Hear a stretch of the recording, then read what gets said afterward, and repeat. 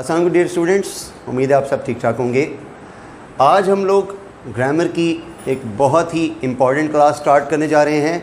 Basically ये class जो हम टॉपिक स्टार्ट करने जा रहे हैं, ये एक क्लास पे कंप्राइज करता भी नहीं है। आपकी इस लेक्चर की या इस लेसन की मैं डिफरेंट एपिसोड्स में, डिफरेंट आपको पार्ट्स में ये पूरी चीज़ जाके ख़त्म करूँगा बिकॉज इट्स लेंथी, और मैं कोशिश करूँगा कि आपको एक एक चीज़ को सही तरीके से स्टेप बाय स्टेप एक्सप्लेन करूँ ताकि आप लोगों को चीज़ प्रॉपर समझ आए। हमारा आज का जो टॉपिक है जो हम स्टार्ट करने जा रहे हैं वो है नरेशंस का। नरेशन या नरेट।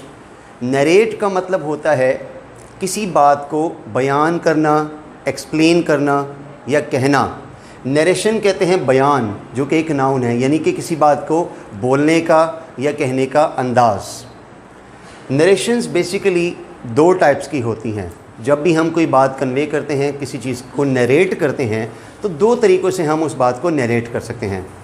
एक तरीका होता है डायरेक्ट और दूसरा तरीका होता है इनडायरेक्ट। आप किसी भी बात को डायरेक्ट फॉर्म में भी नरेट कर सकते हैं और इनडायरेक्ट फॉर्म में भी। अब पहला सवाल जो आपके जहन में आएगा कि डायरेक्ट और इनडायरेक्ट दोनों में डिफरेंस क्या होता है। Direct narration, direct form of narration वो नरेशन की टाइप होती है जिसमें किसी शख्स के बोले गए अल्फाज को बग़ैर तब्दील किए एज़ इट इज़ आगे कन्वे कर दिया जाए। ऐसी फॉर्म ऑफ स्पीच को हम कहते हैं डायरेक्ट नरेशन।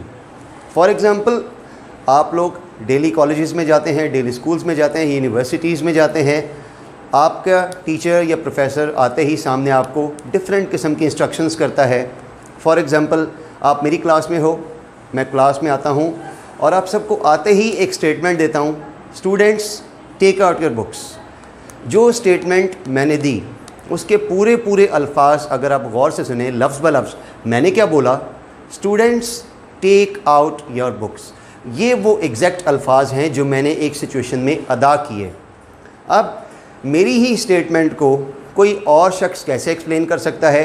फॉर एग्ज़ाम्पल, आपका एक ऐसा क्लास फेलो, आपका ऐसा दोस्त जो उस दिन क्लास में मौजूद नहीं था, वो आपसे पूछता है कि आज आपने इंग्लिश की क्लास में क्या पढ़ा, क्योंकि मैं तो एब्सेंट था, तो आपने आज क्या पढ़ा।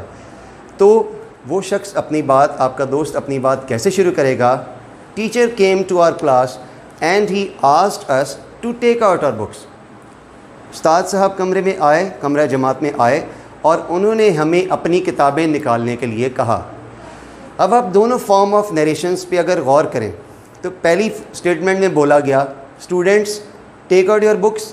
दूसरी फॉर्म में मेरी ही बात को चेंज करके क्या बोला गया, the teacher asked us to take out our books. उस्ताद ने हमें हमारी किताबें बाहर निकालने के लिए कहा। अब मेरी बात को अल्फाज चेंज करके आगे कन्वे कर दिया गया। मेरी बात के अल्फाज तो चेंज हो गए लेकिन बात का मीनिंग चेंज नहीं हुआ। तो यही दोनों में डिफरेंस होता है, डायरेक्ट फॉर्म या डायरेक्ट स्पीच जिसमें किसी स्पीकर के एग्जैक्ट वर्ड्स को विदाउट एनी चेंज आगे कन्वे कर दिया जाए, और इनडायरेक्ट स्पीच जिसमें किसी शख्स की बोली गई बात को थोड़े से अल्फाज चेंज करके आगे कन्वे कर दिया जाए लेकिन उसका बात का मीनिंग चेंज ना हो। ऐसी फॉर्म ऑफ स्पीच को हम कहते हैं इनडायरेक्ट।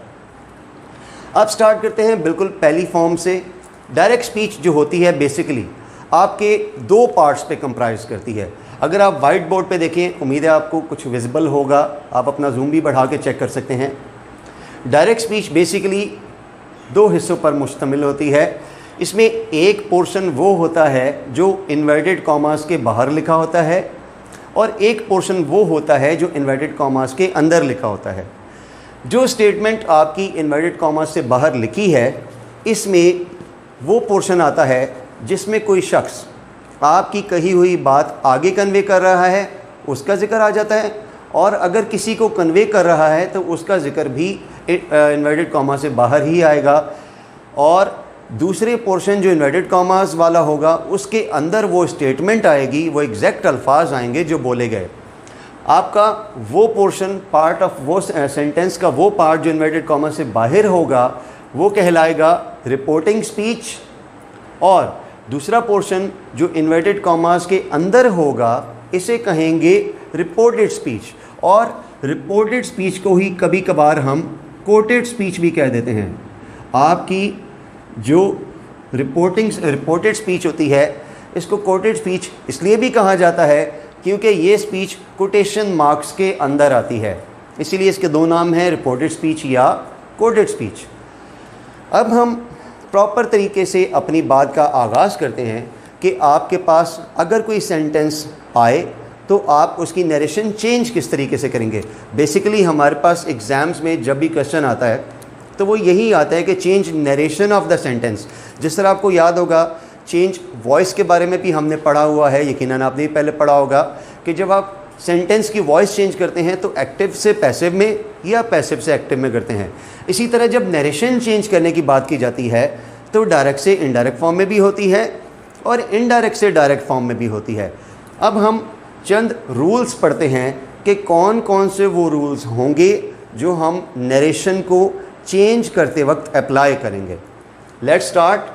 آپ میرے بورڈ کے رائٹ سائڈ پر دیکھ سکتے ہو میں نے heading the changes to be made, کون کون سی وہ تبدیلیاں ہیں جو جملے کے اندر کی جاتی ہیں۔ نمبر 1 پہ میں نے لکھا change tens of reported speech. یاد رکھیے گا یہاں پہ میں نے رپورٹڈ لکھا ہے، رپورٹنگ نہیں لکھا، یعنی وہ حصہ لکھا جو انورٹڈ کاما کے اندر آتا ہے۔ میں نے بولا change tens of reported speech اور ساتھ ہی میں نے بریکٹ میں لکھ دیا اوکیجنلی، یعنی پہلی چینج جب بھی میں کسی جملے کو ڈائریکٹ سے انڈائریکٹ فارم میں تبدیل کروں گا تو جو سب سے پہلی چینج میں لاؤں گا وہ چینج یہ ہوگی کہ میں اپنے سینٹنس کے انورٹڈ کاما والے حصے کے ٹینس کو چینج کروں گا انڈائریکٹ فارم میں جانے کے بعد۔ لیکن ساتھ ہی ساتھ میں نے بتایا کہ آپ یہ کام ہمیشہ نہیں کرتے ہیں، یعنی کہ سینٹنس کا ٹینس ہمیشہ چینج نہیں ہوتا، بلکہ کئی بار ایسے سینٹنسز بھی آ جاتے ہیں جن میں ہم انورٹڈ کاما والے پورشن کو ڈائریکٹ سے انڈائریکٹ میں لے جانے کے بعد بھی ٹینس کو چینج نہیں کیا کرتے۔ اسی لیے میں نے اوکیجنلی لکھا کہ کبھی رپورٹڈ سپیچ کا ٹینس چینج ہوتا ہے اور کبھی اس کا ٹینس چینج نہیں ہوتا۔ پوائنٹ نمبر 2 میں نے مینشن کیا پروناؤنس آف رپورٹڈ سپیچ۔ آپ کے انورٹڈ کاما کے اندر موجود پروناؤنس ہمیشہ چینج ہوا کرتے ہیں، اسی لیے میں نے بریکٹ میں لکھا آلویز۔ پروناؤنس آلویز چینج، صرف اگر آپ کے پاس تھرڈ پرسن پروناؤن ہوگا تو وہ چینج نہیں ہوگا، لیکن اس کے علاوہ آپ کے پاس جو بھی پروناؤن ہوگا وہ ہمیشہ چینج ہوا کرے گا۔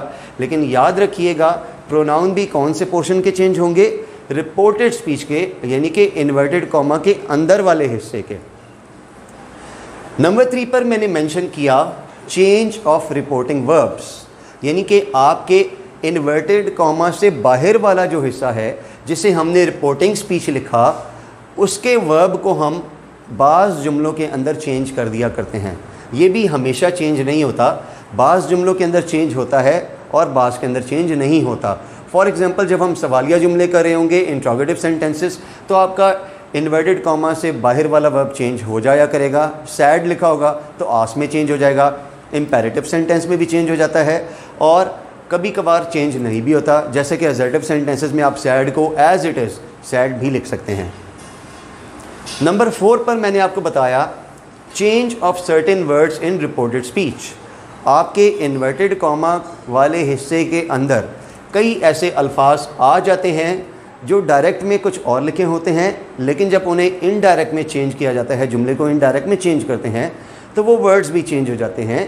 لیکن ساتھ ہی ساتھ میں نے یہاں بھی مینشن کر دیا اوکیجنلی، یہ ورڈز بھی ہمیشہ چینج نہیں ہوتے، کبھی کبھار یہ ورڈز بھی انڈائریکٹ میں جانے کے باوجود ان چینجڈ رہتے ہیں۔ نمبر 5 پر جو چینج ہم نے کرنی ہے remove all the quotation marks in indirect form.